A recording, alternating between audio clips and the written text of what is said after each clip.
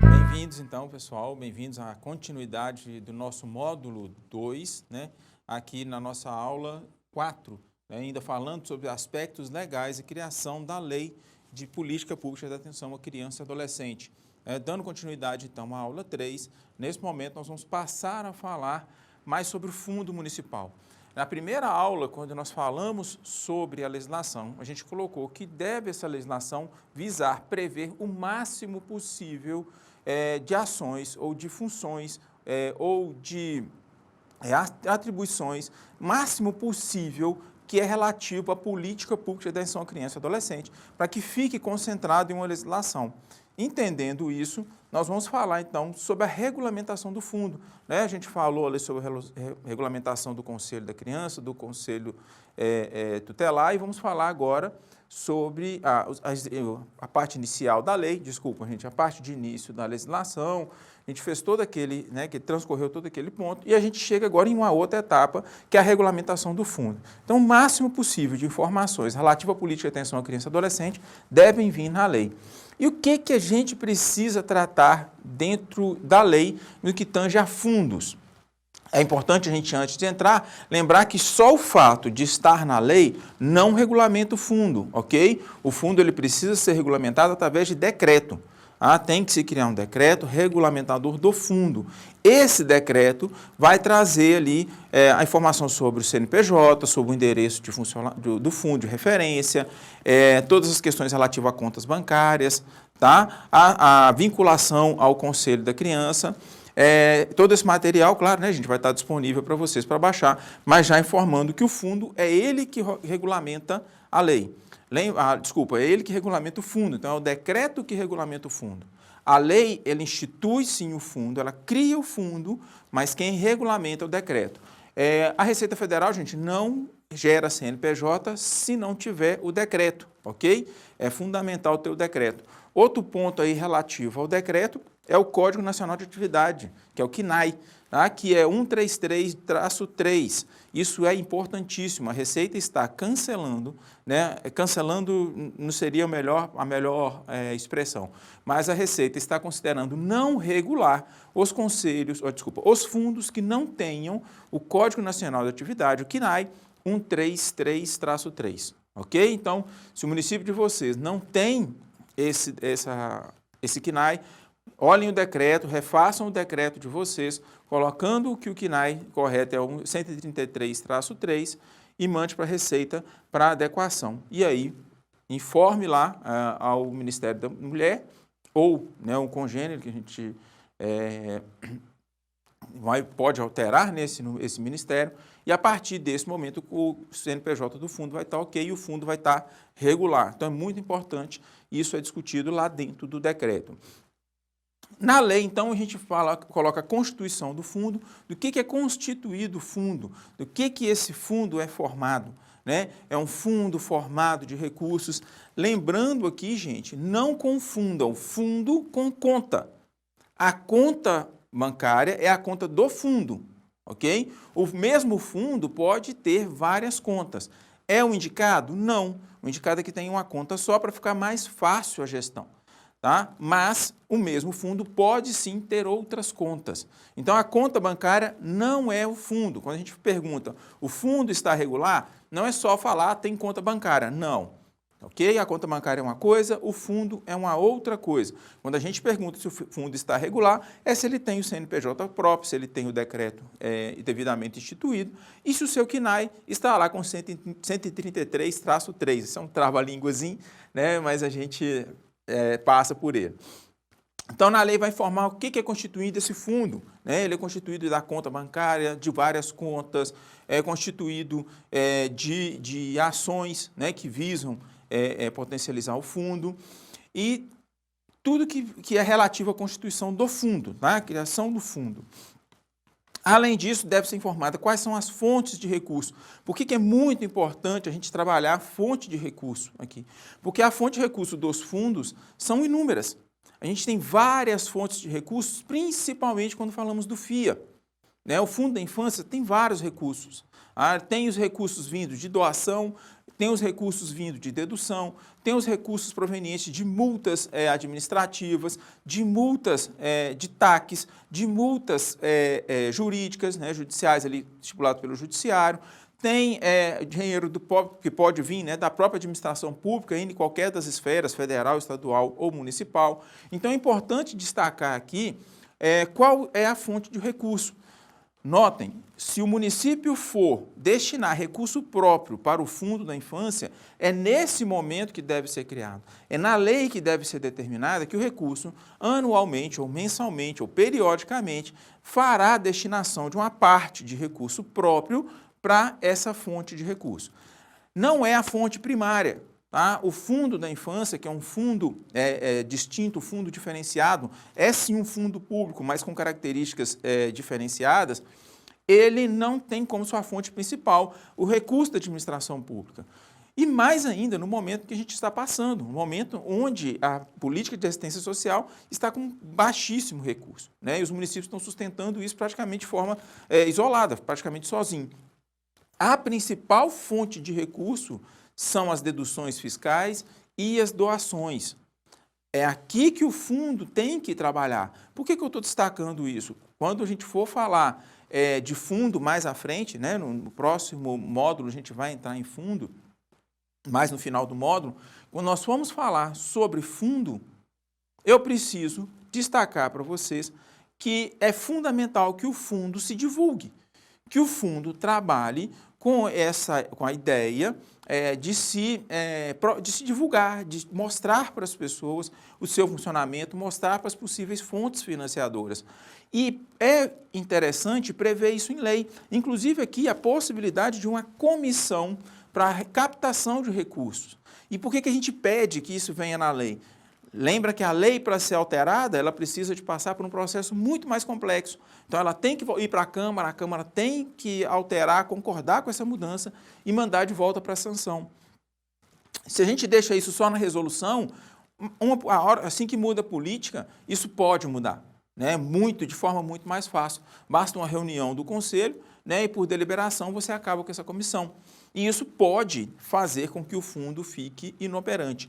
Eu preciso destacar uma coisa aqui quando falamos de fonte de recurso. Nós estamos num momento muito arriscado, muito próximos de perder os fundos. Por quê? Exatamente porque não estão sendo fomentados. Então, a gente precisa mudar essa lógica, né? As empresas estão tentando fazer a parte dela, potencializando cada vez mais com que o fundo esteja regular para fazer a destinação. Mas isso também depende da nossa parte. Então, é importante, é fundamental que a gente preveja aqui, na legislação, dentro desse título, fonte de recursos, uma comissão que vai trabalhar essa captação de recursos, né? E aí já deixa a comissão definida, instituída, para que aí a gente possa, só através da resolução, definir quem vai compor e aí ela ir aos trabalhos. Outro ponto que a lei deve prever, gerenciamento e administração. Gente, nós vamos falar sobre gerenciamento e administração em uma aula própria, ou duas aulas próprias, ou mais, tá? Mais à frente. Mas a gente precisa destacar aqui que a legislação deve prever quem faz o gerenciamento do fundo, e quem faz o gerenciamento do fundo é o Conselho Municipal de Direito da Criança e Adolescente, quando falamos do FIA, e também prevê a sua administração. A administração do fundo, ela sim é feita pela administração pública. É o administrador público que faz essa administração do fundo.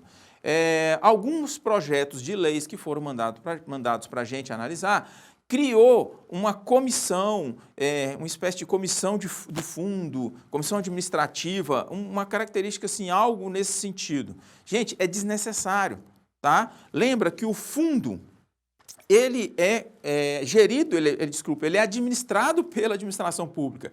Então, criar um outro órgão para poder cuidar especificamente do fundo não faz sentido. A própria contabilidade, o próprio setor de pagamento da própria prefeitura, ele já tem que fazer isso. Então, ficar criando uma comissão, um outro órgão para isso, não faz sentido. Tá? É só burocratizar, porque esse órgão vai trazer uma série de novidades, uma série de regulamentações que vai trazer mais burocracia aos fundos. E uma das grandes reclamações que a gente tem dos financiadores do fundo é a demora do fundo em repassar os recursos. Isso está trazendo um grande dificultador. Então, quanto menos a gente precisar a gente burocratizar o repasse desse recurso, melhor. Então, mantenham lá que o gerenciamento é feito pelo Conselho Municipal de Direito da Criança e Adolescente e que a administração é feita pela gestão, da mesma forma que são administrados repasses para contratos, em geral, para ser prestação de serviço, que isso vai facilitar, vai fluir o andamento desses recursos.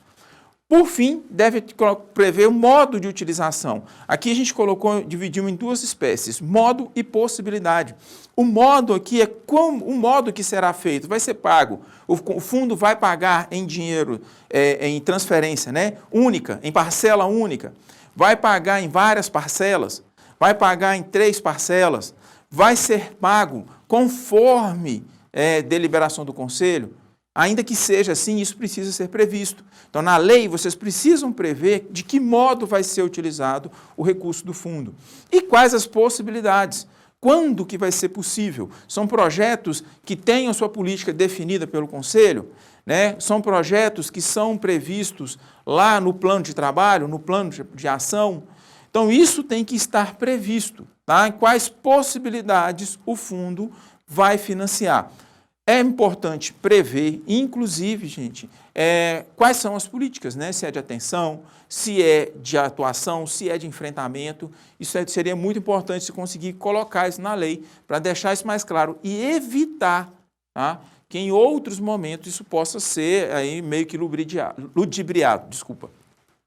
E aí vai prever, então, as disposições finais. Via de regra, a gente encerra as regras legais com as disposições finais. Ela vai falar a partir de quando essa lei entra em vigor, se ela vai entrar em vigor para uma parte em um determinado momento, em outra parte mais à frente, para dar um tempo do município se organizar, para dar um tempo do conselho se organizar. Então, isso é previsto aqui. O que ela revoga, quais são quais são as leis que ela revoga. Então, aqui a gente usa muito aquela frase, né? Revogam-se as demais disposições contrárias. Então, isso é muito interessante a gente finalizar com isso. Revogam-se as demais disposições contrárias. Por que a gente pode fazer isso? Porque a lei gerencia tudo, né? Quando a gente faz uma lei que é completa, que traz todos os aspectos da política de atenção à criança e adolescente, eu posso tranquilamente revogar todas as outras disposições e essa aqui vai me responder aquilo que necessitar. Certo? Feito essa lei, trabalhada essa lei, nós podemos passar então para o regimento interno. O regimento interno, gente, nada mais é do que um instrumento que visa complementar a lei. Onde? No funcionamento do Conselho. Ok? Está destacado aqui. Esse regimento, esse instrumento, ele só vai apresentar informações que não contrariem a lei e que visam complementar a lei. E apenas e somente sobre o funcionamento do Conselho da Criança. Regimento interno só pode gerenciar, né, só pode organizar o funcionamento daquele órgão interno.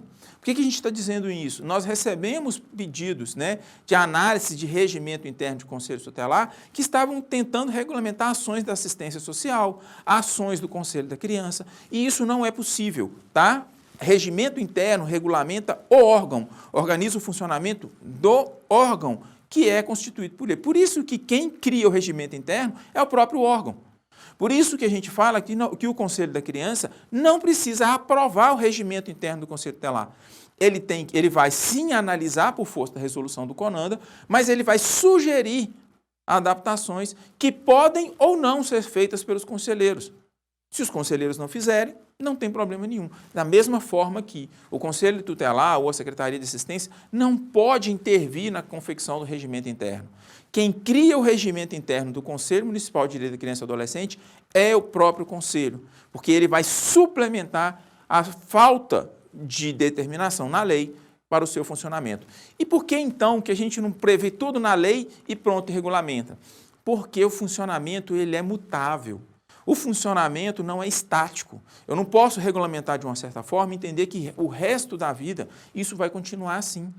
Eu preciso de ter uma mudança rápida, é um órgão que precisa de adequações rápidas. Então, em um momento, por exemplo, a sede é em um local, de repente se constrói uma estrutura específica para o conselho, eu preciso mudar. Se eu tenho que alterar isso na lei, olha o tempo que demora. Então, eu vou ali e adequo o regimento interno.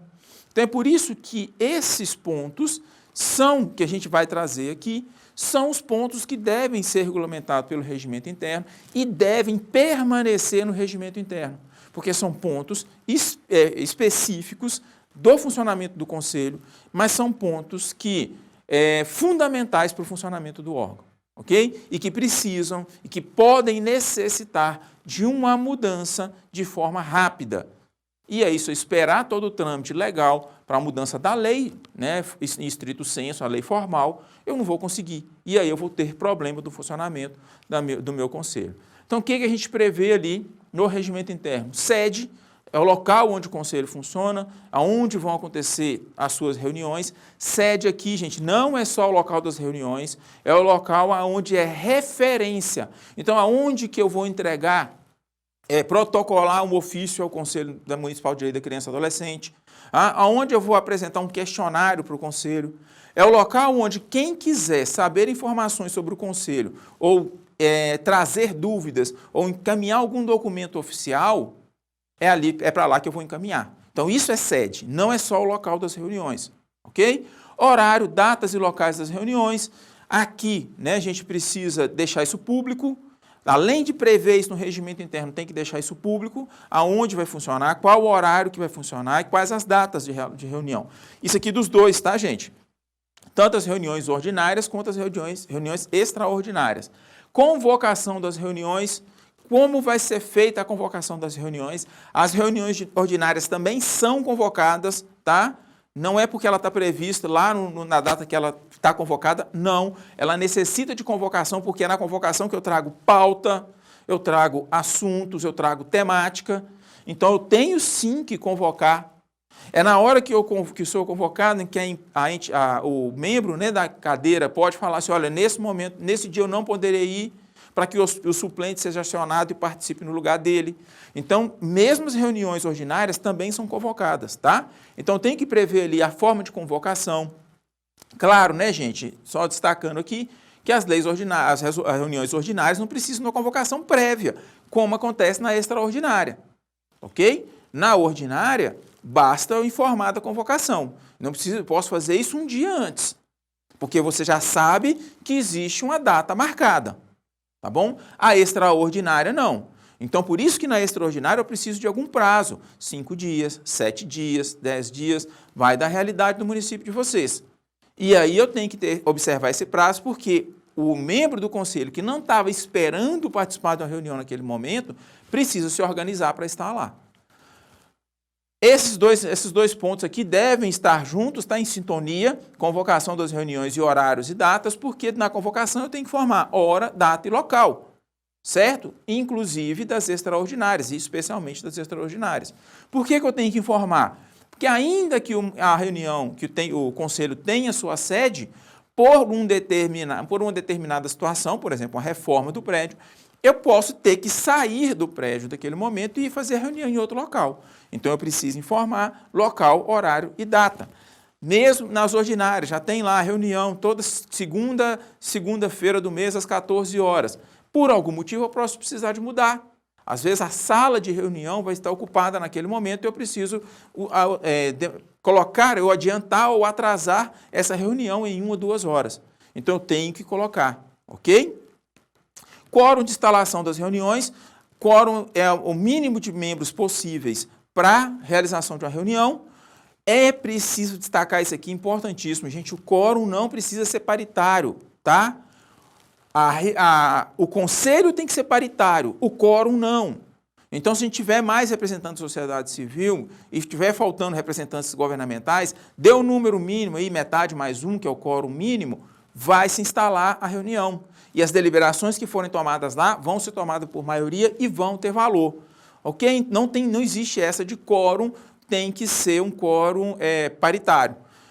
Agora, a gente tem os quórums especiais, tá? Quórums especiais são quórums que são necessários para deliberar sobre coisas específicas, por exemplo, regimento interno.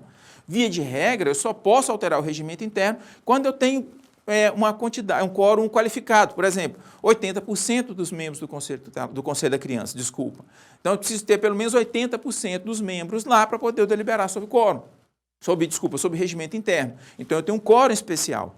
Eu tenho que observar se aquela reunião, conforme está previsto lá nas pautas, se eu vou precisar de quórum especial ou de quórum comum. Mesmo no quórum especial, não é obrigatória a paridade. Gente, claro, isso eu estou falando a regra, tá? Se na lei de vocês quiserem prever que os quórums têm que ser paritários, aí fica a critério de vocês. Não recomendamos, porque vocês não sabem a dinâmica. Vocês podem inviabilizar reuniões, porque não vai ter absolutamente correto lá o mesmo número de representantes da sociedade civil que representantes governamentais, ok? Fiquem à vontade, a gente não recomenda, mas se quiserem, não tem problema.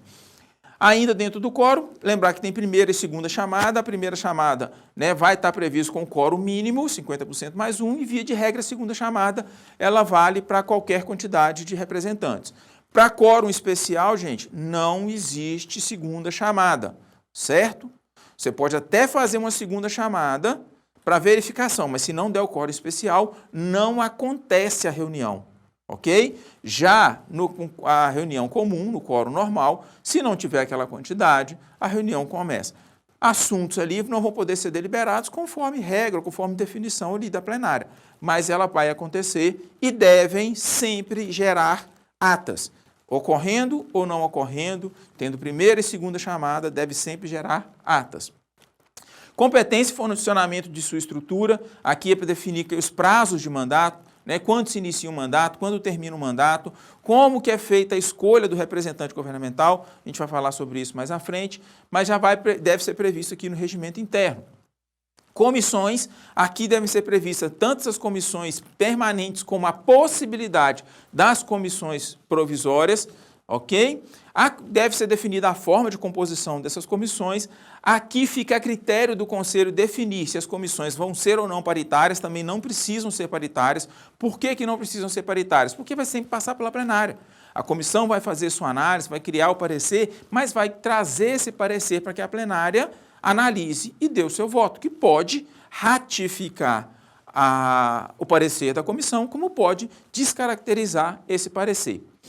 Funcionamento das assembleias, quais são as fases de funcionamento da assembleia? Gente, a gente vai falar sobre isso mais à frente, tá? Mas, resumidamente, a gente tem abertura, leitura de ata, leitura de pauta, deliberação, votação e encerramento. Votação, informações finais e encerramento, tá bom? Nós vamos falar mais à frente, mais detalhadamente. Publicação das resoluções, como vão ser publicadas, onde serão publicadas essas resoluções, registro e renovação das entidades, projetos, serviços e programas. A gente recomenda muito que isso seja feito no regimento interno, para você ter uma lei única, mas também é possível ter uma resolução específica para tratar de registro e renovação das entidades, tá? De projetos, serviços e programas. Também vamos ter um tópico sobre isso, tá? Lembrando que esses registros valem tanto para governamentais quanto não governamentais, mas aqui já deve ser previsto, pode ser previsto no regimento interno e essa situação. Não é obrigatório, tá? Podem criar uma resolução específica, não tem problema nenhum. Isso não vai alterar também no que a gente vai falar, vale para as duas situações. E disposições finais e transitórias. Aqui faço o encerramento da resolução, aquela famosa frase que a gente já falou, né, anteriormente, revoga-se as demais disposições contrárias, e o regimento interno, então, passa a vigorar a partir da data que ele define, né? Esse regimento entra em vigor a partir da data X e passa a ter todos os seus efeitos. Tranquilo? Bom, então é isso. A gente encerra aqui, então, as questões legais, tá? E regimento interno, e vamos, então, passar para a nossa próxima aula. Vejo vocês daqui a pouco. Obrigado.